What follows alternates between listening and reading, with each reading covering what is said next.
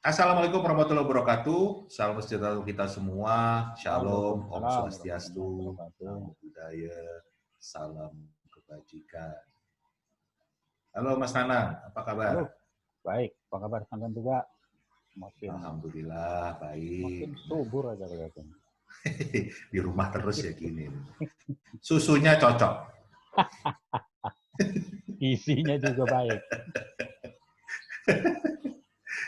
Nah, kita punya acara baru nih Mas. Saya kasih nama Sinau. Sinau itu kalau bahasa Jawa artinya belajar. Tapi ini singkatan. Ya, singkatan dari Siniar Indonesia Maju. Apa tuh siniar? Siniar itu ternyata artinya podcast kan gitu. Jadi bahasa Indonesianya podcast itu siniar. Itu standar Dan sih. kita, Standar itu. Translate-nya. iya, Luar biasa. gitu. Nah, makanya kita mau bahas, kita ini kan ingin mensukseskan programnya Pak Jokowi. Beliau punya program pembangunan SDM unggul Indonesia Maju. Jadi kita mau mengawal itulah. Jadi kita mau pastikan menuju 2045 ya. 2045 100 tahun kita merdeka, kita punya cita-cita akan menjadi negara maju, negara besar dengan bonus demografi. Jadi itulah kenapa kita sangat kritis terhadap kebijakan-kebijakan pendidikan yang memang akan menjadi tulang punggung dari kesuksesan program SDM Unggul Indonesia Maju ini. Itu kan kira-kira Mas Nana? Tepat, nah. Warga negara yang baik kan. Nah, untuk berhasilnya program itu, salah satu kementerian yang punya tugas penting adalah Kementerian Pendidikan dan Kebudayaan untuk mengawal program SDM Unggul. Nah, baru-baru ini mereka baru saja membuat taklimat media. Taklimat itu apa sih, Mas? Kok taklimat ya? Nah, biasanya makanya kita ketahui kan seringkali konferensi media atau media conference. Kalau saya baca di kamus, taklimat itu arahan. Jadi sebetulnya yang disampaikan oleh Kementerian Pendidikan Kebudayaan adalah bukan media conference, tetapi pengarahan kepada media. Jadi ya marilah kita mulai dari pengarahan itu. Jadi komentar saya pertama, jika ternyata kawan-kawan media itu merasa tidak mendapatkan informasi yang timbal balik, ya jangan protes, karena itu memang taklimat kok sebetulnya.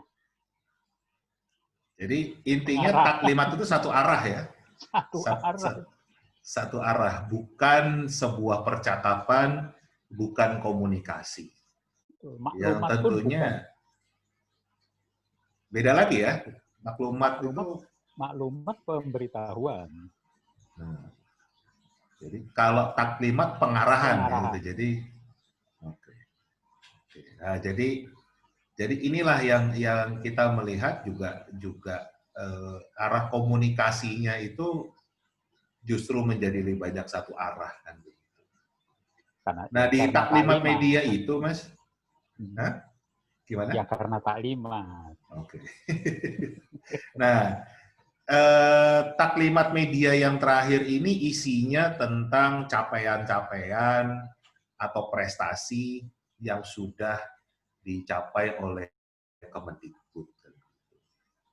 Nah, cuman saya tuh karena hari-hari itu ketemu dengan para guru, dengan manajemen sekolah, kepala sekolah, ketua yayasan, ini selama ini banyak klaim-klaim prestasi Kemendikbud yang menurut saya nggak pas nih, dan sepertinya masyarakat juga harus tahu.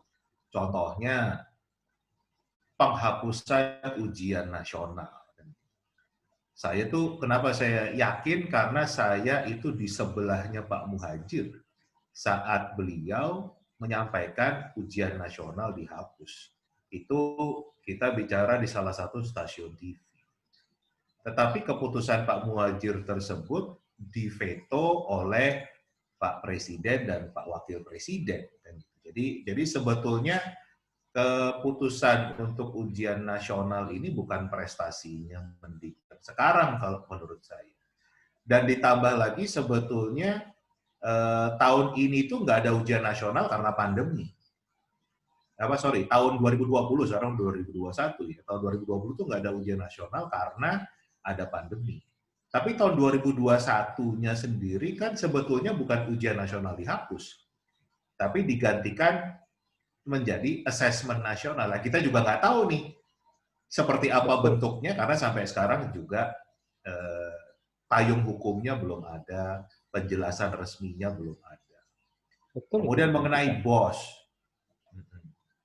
Mengenai BOS, itu juga sering klaimnya itu BOS yang sekarang langsung ditransfer ke rekening sekolah, nggak ke rekening Pemda lagi sehingga tidak terlambat. Wah, ini dari BOS yang pertama setahu saya sudah ditransfer ke rekening sekolah.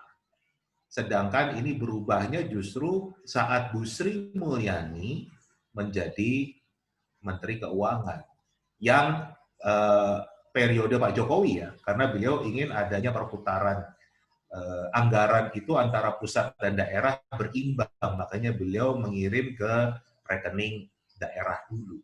Ternyata kan memang tidak jalan dengan baik, jadi sebetulnya bukan prestasinya Mendikbud. Belum lagi juga klaim tentang bebasnya sekarang penggunaan dana BOS. Yang ada di lapangan itu malah pada bingung, Mas, karena BOS itu kan bukan biaya operasional sekolah, tetapi bantuan operasional sekolah. Artinya memang sudah ada budget-budget, ada posting-posting yang sudah dipakai. Nah sekarang untuk PJJ tiba-tiba Mendikbud mengatakan silahkan minta ke kepala sekolah.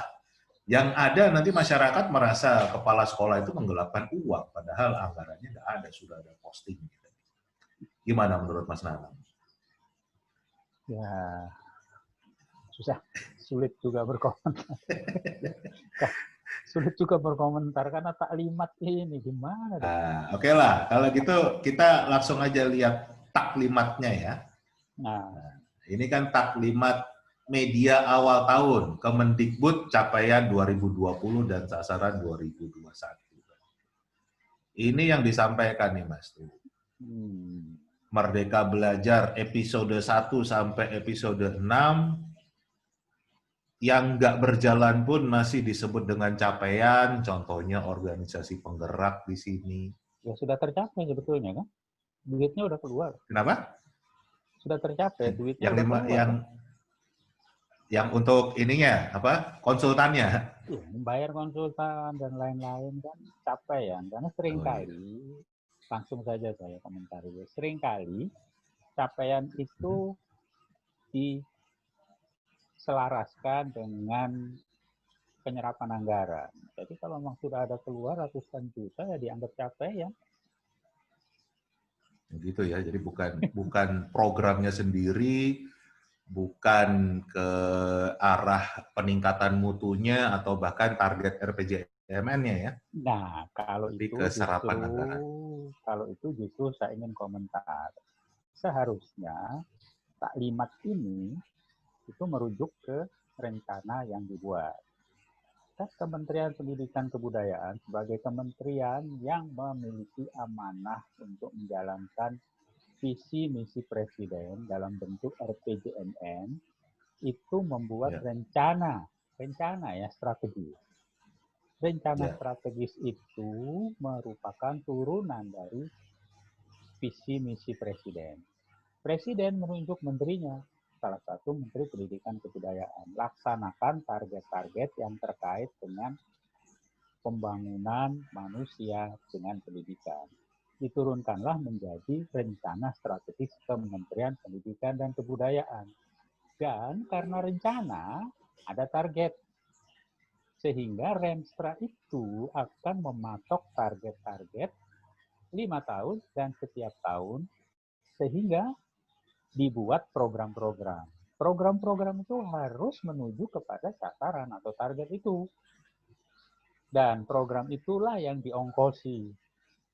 ketika taklimat disampaikan, buat saya, dan saya yakin juga Mas Indra, yang biasa bekerja di bidang profesional, bidang yang profesional, itu setiap kita memulai, kan kita katakan dari mana menuju ke mana. Sering Mas Indra bilang, kan belajar dari driver Gojek juga kan, driver Grab, dari mana menuju ke mana. Kemananya itu kan mesti jelas, Mas. Di Renstra itu sangat jelas. Di Renstra sangat jelas. Di RPJM sangat jelas. Dari mananya ada baseline. Kemananya itu ada titik-titik. Titik tahun pertama, tahun kedua, ketiga, keempat, sampai tahun kelima. Dari pikiran saya, ketika saya belum membaca taklimat, pikiran saya itu taklimatnya adalah target kami 2020 sekian. Kemudian yang sudah kami capai sekian. Ternyata ada ketidaktercapaian sekian persen. Yang tercapai sekian persen. Kemudian dari titik itu baru diberikan alasan, kenapa tidak tercapai target itu. Dan kapan akan dicapainya. Berapa persen yang sudah tercapai. Dan itu menjadi klaim-klaim yang memang terukur dan ada landasannya. Itu komentar umum saya dulu. Silakan, Mas. Kalau kita langsung melihat saja targetnya gimana, Mas? Target ini ada di RPJMN dan juga sudah masuk ke Renstra-nya Kemendikbud. Itu permen berapa ya? Saya lupa. Ada Permendikbudnya kan begitu. Yang memang harusnya menjadi acuan ya. Coba lihat. Ini, Mas. Ini dan dokumennya bisa diunduh ini dari situs resminya Biro Hukum Kemendikbud ya. Jadi kita melihat ini targetnya ada target APK. APK itu angka partisipasi kasar, artinya jumlah orang yang bersekolah. Ya kan? Ini APK. Kemudian di bawahnya ini meningkatnya kualitas pembelajaran. Ada nilai rata-rata tingkat percapaian perkembangan anak 5-6 tahun. Ada persentase nilai siswa dengan nilai asesmen kompetensi, dalam kurung ini literasi, memenuhi kompetensi minimum. Itu AKM ya. Kemudian numerasinya juga ada. Dan kemudian PISA, Mas. Ini nilai PISA yang memang tahun ini tahun 2020 tidak ada PISA. Tahun 2021 rencananya ada PISA tapi digeser, Mas ya, ke 2022 ya. PISA-nya ya? Saya belum tahu itu. Oke. Jadi paling enggak itu menjadi target kita ya, karena masuk ke RPJMN dan masuk ke Renstra. Kemudian ini lanjutannya ya, masih PISA Sains, kemudian tentang vokasi, dan lain-lain. Ini target utamanya Kemendikbud. Ya kan? Perguruan target tinggi juga utamanya ada, Kemendikbud. Gimana? Yang perguruan tinggi juga ada juga targetnya. Ada. Ini kan perguruan tinggi nih, Mas. Ada. Ini contoh, persentase dosen yang memiliki pengalaman bekerja dan lain sebagainya. Ini ada. Lengkap lah kan gitu. Kebudayaan juga ada. Nah, tapi kalau kita balik lagi ke taklimat tadi, ya kan?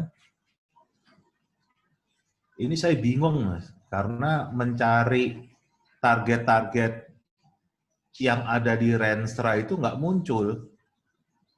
Nih contoh yang muncul nih, ini targetnya sekolah yang direnovasi, RKB, ya kan?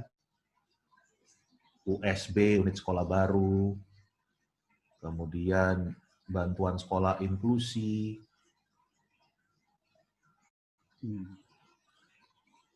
kan? Nah, itu Dirjen Paut Dikdasmen. Ini Dirjen GTK nih, Dirjen GTK. Kan?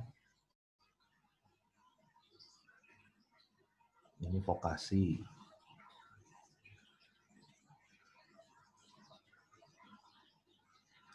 Nah, terus terang saya kok nggak menemukan ya yang berhubungan dengan target-target RPJMN atau target-target Renstra. Ini gimana nih, Mas?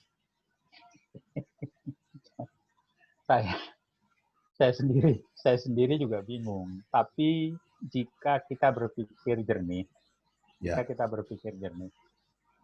ketika zaman masih ada UKP 4, Unit Kerja Presiden untuk pengawasan program pembangunan, kalau saya tidak salah, itu yang dicatat oleh mereka adalah target-target Renstra tahunan.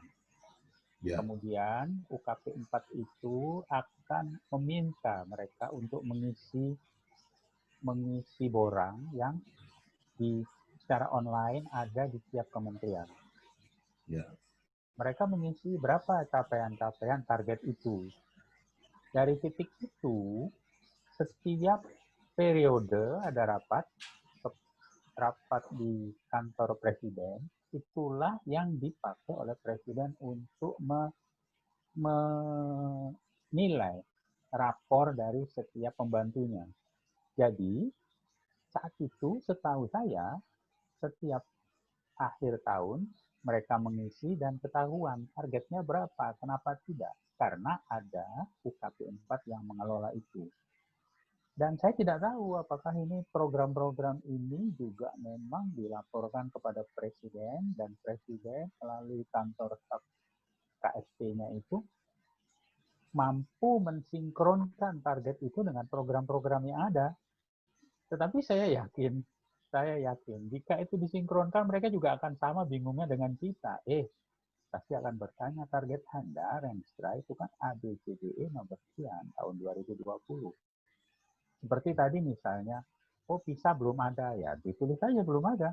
Yang ada kan sudah ada. Baru program ini menuju kemana? Jadi clear ketercapaiannya, clear rapotnya. Jika sudah seperti ini, kita pun akan bingung. Dan bingungnya, saya yakin DPR juga akan bingung. Makanya kemarin kan kita tanyain kepada Pak Ferdi, Kang Ferdi, dia juga bingung. Ini repot juga kalau hidup dalam kebingungan ini, apalagi ini program prioritas loh. Betul. Jadi saya memiliki saran. Jika memang rujukannya adalah Renstra, mulailah dari Renstra itu. Kemudian kaitkan dengan program-program yang ada. Program itu saya yakin juga pasti ada, Mas. Mayoritas kaitannya dengan sasaran target atau target itu. Pasti ada kan? Nggak mungkin bikin ngawur banget kan, nggak mungkin. Tetapi kaitkanlah. Kemudian dilihatlah tidak tercapai. Alasannya apa? Kalau memang alasannya pandemi, ya katakan alasannya pandemi. Tetapi alangkah tidak fairnya jika dikatakan semua alasannya adalah pandemi. Salah satu contoh yang memang sudah beredar di media, contoh ketidak terlaksanaan TOP program organisasi profesi di tahun 2020 itu bukan karena pandemi. Organisasi penggerak. Iya, program organisasi penggerak. Itu kan bukan karena pandemi. Betul. Jadi, itu salah satu juga yang mesti disampaikan. Ini tidak tercapai alasannya karena bla bla bla. Sehingga clear, kita yang mewakili pembayar pajak itu juga tahu bahwa itu bukan duit main-main, itu adalah uang kita ini sebagai warga negara pembayar pajak. Saran saya sih itu, untuk kita lihat, sebelum kita lihat satu persatu target-target itu. Kalau komentar sampean gimana? Ya, satu hal sih yang setahu saya, Renstra Kemendikbud sendiri ini kan diterbitkannya di pertengahan bulan Juni. berarti kan sudah berapa bulan masuk pandemi kan. Iya, betul. Artinya harusnya sudah di-adjust, ya kan, disesuaikan dengan kondisi pandemi. Dan juga setahu saya ada kementerian lain juga yang targetnya itu disesuaikan karena kondisi pandemi. Gitu. Artinya sih jangan sampai pandemi dijadikan alasan ketidak tercapaian target-target kan gitu, atau malah seakan-akan menghindar dari target-target yang sudah dicapai kan, yang sudah ditentukan kan begitu. Itu yang mungkin tugas kita kali ini menjelaskan itu, Mas kan gitu. Ada hal-hal penting yang signifikan yang harusnya kita kawal program pembangunan SDM ini jangan sampai terbuai dengan hal-hal lain yang kesannya adalah sebuah prestasi. Betul. Memang betul, Mas. Jika alasannya adalah pandemi, harusnya juga ada upaya-upaya untuk melakukan perubahan itu. Karena jika tidak, nanti akan ada mispersepsi dari warga masyarakat. Dan saat ini kan sangat sering terjadi mispersepsi dari warga masyarakat itu. Contoh paling mudah, kalau kita kembali lagi, di sana kan ada target AKM, asesmen kompetensi minimal. Itu di Renstra ditulis, ada di RPJM juga. Tiba-tiba muncul gagasan untuk asesmen nasional. Asesmen nasional sendiri masih simpang siur. Pengganti UN kah? Atau sekedar asesmen? Atau PM? Apa itu namanya? Penguatan PMP, penguatan pemetaan mutu pendidikan, Mas. Pemetaan mutu pendidikan. Kan masih sampai simpang siur sampai saat ini. DPR kita tanya selalu ngeles, yang disampaikan ke kami masih AKM, tidak ada kata AM, dan itu betul itu DPR mengatakan, karena yang dia tahu yang terakhir resmi lah, ya mereka tidak akan bicara lain-lain. Mispersepsi ini timbul mungkin juga Mas, karena taklimat itu tadi. Karena tidak pernah ada komunikasi dua arah ya, percakapan kan gitu. Percakapan itu padahal penting sekali dalam dunia pendidikan. Tapi diarahkan, ya tidak di-endorse oleh kementerian yang harusnya paling depan ini membangun bagaimana 4C itu kan. Betul. Komunikasi, kolaborasi, kreatif, critical thinking. Nah, inilah tujuan kita nih, Mas, bikin siniar ini kan untuk masyarakat bisa lebih paham, bisa lebih teredukasi. Ini kita bukan berarti kita istilahnya ini mencari-cari kesalahan, kita bukan ke sana, tapi justru kita ingin supaya program Pak Presiden itu sukses. Dan kita ingin negara kita menjadi negara yang maju, kita bisa menjadi Indonesia di masa keemasan setelah 100 tahun itu merdeka. Oke, mungkin demikian dulu, Mas. Kita tutup siniar kita hari ini. Kita jumpa lagi nanti dengan materi-materi yang lain, kita diskusi tentang dunia pendidikan. Salam sehat untuk semuanya. Terima kasih. Wassalamualaikum warahmatullahi wabarakatuh. Sip.